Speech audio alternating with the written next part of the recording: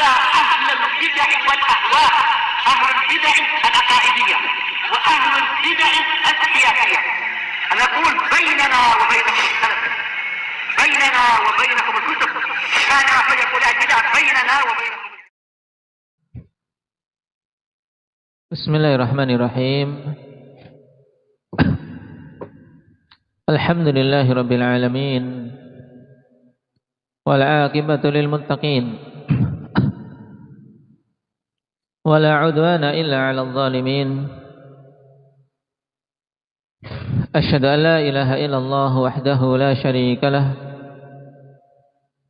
Wa asyhadu anna Muhammadan 'abduhu wa rasuluh.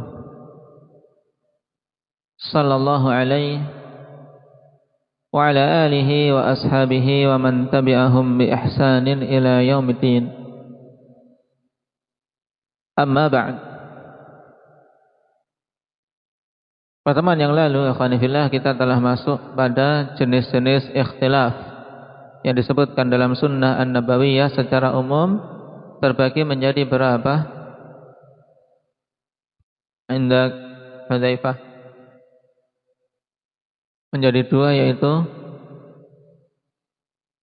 ikhtilaf tanawwu' dan ikhtilaf tadad. Mana di antara dua jenis ikhtilaf ini yang tidak mungkin disinkronkan, Abdurrahman? Ikhtilaf yang tadad, ya, yang tidak bisa disinkronkan. Karena apa? Dua perkara yang saling bertolak belakang. Baik. Dan sebab-sebab ikhtilaf banyak. Nah, kita ambil yang pertama apa?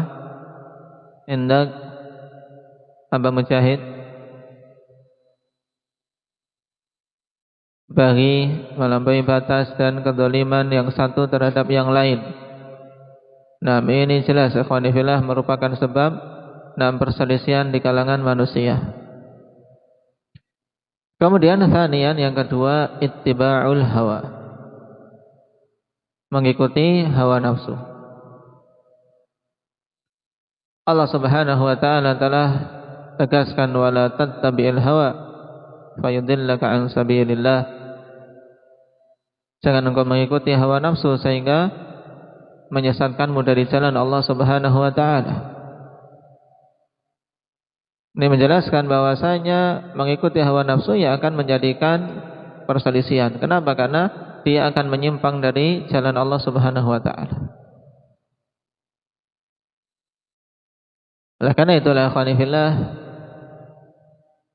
hendaknya seseorang betul-betul jujur dalam mencari al-haq, dalam mencari kebenaran dan dalam menapakinya, juga dalam memperjuangkannya.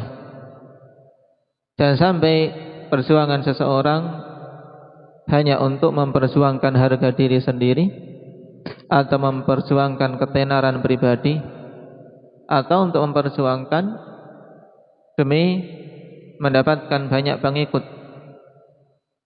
Tapi hendaknya betul-betul yang diperjuangkan adalah agama Allah Subhanahu wa taala. Apabila seorang jujur dalam masalah ini, maka dia akan diberi taufik dan akan terjauhkan dari hawa nafsu. Naam.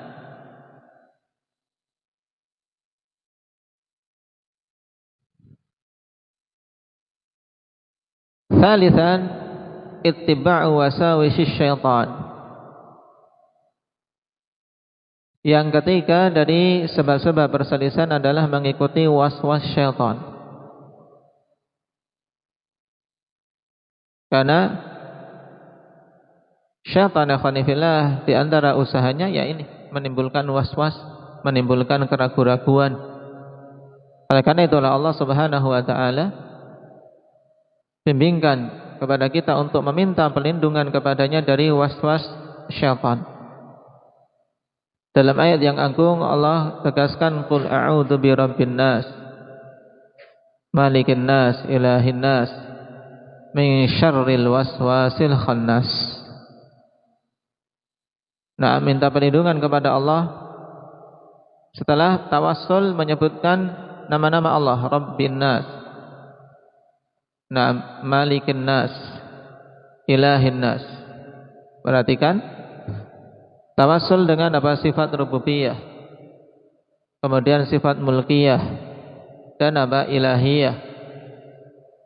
Untuk apa? Minta perlindungan dari syarril waswasil khannas, kejelekan waswas al-khannas, yaitu syaitan.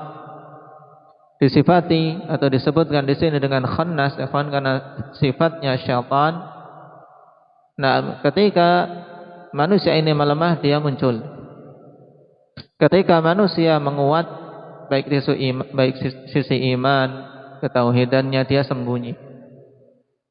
Maju mundur, terus mengintai kita, mencari di saat kita lemah, mencari celah di saat seseorang bisa dimasuki waswas, mencari peluang kapan manusia ini bisa digoda dan dijerumuskan pada perkara-perkara yang buruk, perkara-perkara yang menyimpang.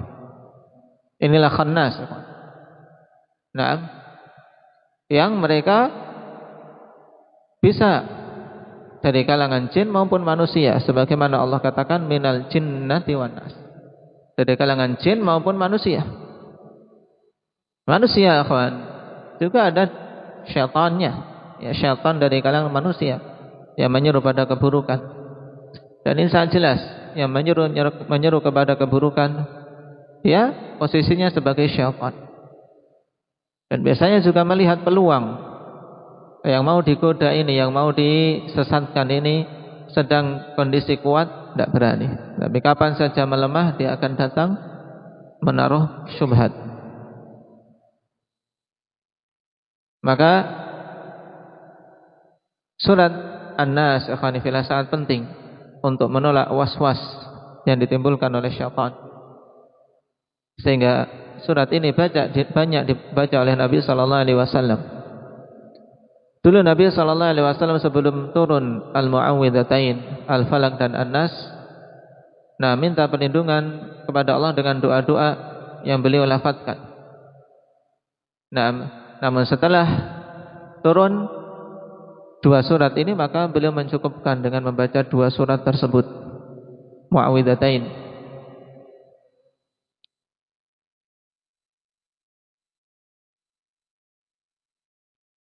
Dan waswas, ikhwani fillah, bukan perkara yang ringan. Ya, bukan perkara yang ringan. Tapi perkara yang sangat berbahaya. Kalau sampai seseorang mengikutinya, mengikuti waswas yang ditimbulkan oleh syaitan. Dan waswas yang paling berbahaya adalah waswas dalam masalah keimanan. Was-was dalam masalah keimanan, yang bisa menjatuhkan seseorang dalam kekufuran.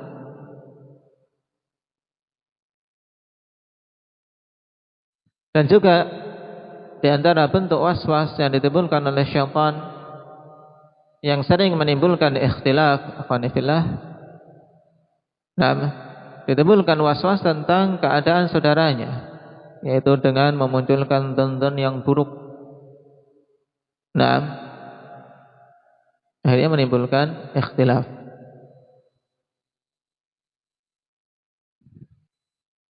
Rabi'an, yang keempat, ittiba'ul mutasyabih, mengikuti perkara-perkara yang mutasyabih. Apa itu mutasyabih? Wa huwa ma lam ya'lam ma'nahu illallahu, yaitu apa saja yang tidak mengetahui maknanya kecuali Allah Subhanahu wa taala saja. Itu perkara-perkara yang mutasyabihat. Kalau diikuti, akhwan, ya, akan menimbulkan ikhtilaf, akan menjerumuskan seseorang dalam penyimpangan. Oleh karena itulah Allah Subhanahu wa taala sifati prinsip ini mengikuti mutasyabihat dan meninggalkan yang muhkamat. Ini merupakan prinsip ahli zaig. Fa ammal ladzina fi qulubihim zaighun fayattabi'una ma tashabaha minhu ibtigha al-fitnah wa ibtigha ta'wilih. Adapun orang-orang yang pada hatinya ada zaigh, ada penyimpangan, maka mereka mengikuti mutasyabihat. Untuk apa? Ibtigha al-fitnah, untuk mencari fitnah. Karena apa yang ingin ditimbulkan ya fitnah. Kemudian menginginkan takwilnya, menginginkan untuk disimpangkan kepada makna yang mereka inginkan. Adapun orang-orang yang kokoh dalam ilmunya, maka mereka mengembalikan yang masih rancu kepada perkara-perkara yang sudah jelas, mengembalikan mutasyabihat kepada hal-hal yang muhkamat. Dan dari sini pula bimbingan untuk kita agar apa? Agar merujuk kepada para ulama.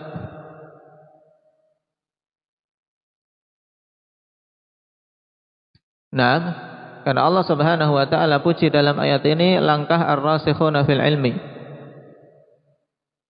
Orang-orang yang kokoh dalam ilmunya, untuk kita merujuk pada mereka dalam memahami mutasyabihat, dalam mengembalikan bagaimana caranya mutasyabihat ini dikembalikan kepada yang muhkamat, hal-hal yang masih rancu, bagaimana mensikapinya.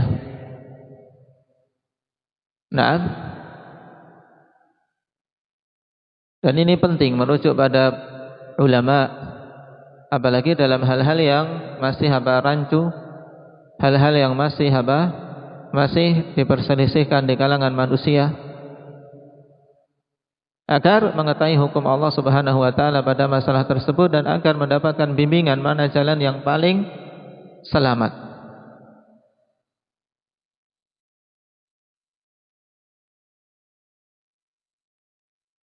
Disebutkan ar-rasikhuna fil ilmi, ikhwan, menunjukkan bahwasanya manusia dari tingkat keilmuan bertingkat-tingkat, berbeda-beda. Ada yang tahu, tapi sekedar tahu, punya ilmu. Nah, punya teorinya tahu, tapi ketika menerapkan banyak amburadul. Ketika menerapkan ilmu yang sudah dipahami sering timpang. Nah, menerapkannya tidak pas. Nah, tapi ada yang kokoh, mengetahui, bisa menimbang mana maslahah, mana mafsadah. Nah, betul-betul memahami. Nah, inilah yang kita diperintahkan untuk merujuk pada mereka, ikhwan, ar-rasikhuna fil ilm, yang betul-betul kokoh dalam ilmunya. Para sahabat saja, ikhwan, para sahabat saja, mereka mengetahui kadar masing-masing. Sama-sama kita yakin, kita sepakat, ikhwan, bahwasanya para sahabat itu semuanya apa? Semuanya ahli ijtihad, semuanya udul, tayyib, semuanya udul, yaitu mereka orang-orang yang adil. Tidak ada satu orang sahabat pun kalau meriwayatkan dari Rasul sallallahu alaihi wasallam, ikhwan, kemudian meniatkan berdusta. Nah, baik. Dalam ilmu mustalah semua sahabat dihukumi adil. Bahkan dilarang untuk kita mencela salah seorang dari mereka dari sisi adalahnya. Tapi dari sisi keilmuan bertingkat-tingkat. Contoh yang sangat nyata kisah apa? Kisah antara Abu Musa al-Asy'ari radhiyallahu anhu dengan siapa? Abdullah bin Mas'ud radhiyallahu anhu. Ketika Abu Musa al-Asy'ari, sahabi, dai, beliau bukan apa? Bukan orang bodoh, bukan kemudian sekedar orang seperti orang Badui yang datang sekejap kemudian pergi, tapi beliau seorang yang diutus oleh Nabi sallallahu alaihi wasallam untuk dakwah kemana? Diutus kemana Abu Musa al-Asy'ari, Abu Abdul Razak? Ke Yaman bersama siapa? Abu Arif. Abu Musa diutus ke Yaman sebagai utusan Nabi untuk berdakwah. Ini dai, juru dakwah, bersama Mu'adz bin Jabal. Nah, bersama Mu'adz bin Jabal. Mereka berdua berarti ulama, dai. Nah, tapi ketika ada hal yang masih rancu, beliau sebenarnya punya ilmunya, tahu, tapi ingin menguatkan, ingin mengokohkan hatinya. Ketika mendapati apa? Mendapati orang yang membuat kelompok-kelompok di masjid. Nah, kabbiru mi'ah, sabbihu mi'ah, ya, dipimpin oleh satu orang, bertakbirlah 100 kali, bertasbihlah 100 kali, tahlillah 100 kali, membikin halaqah-halaqah, ya, berkelompok-kelompok di masjid, bermajelis untuk apa? Zikir berjamaah. Abu Musa kaget mendapati hal yang seperti ini. Naam, beliau, naam, dalam kisah itu jelas, naam, beliau apa? Ada dalam hatinya mengingkari, tapi zahirnya sesuatu yang baik.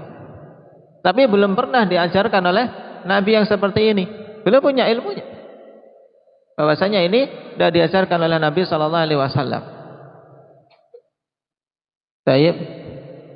Tapi mereka orang-orang yang ingin baik, zahirnya baik, ya tidak, bertiga alim.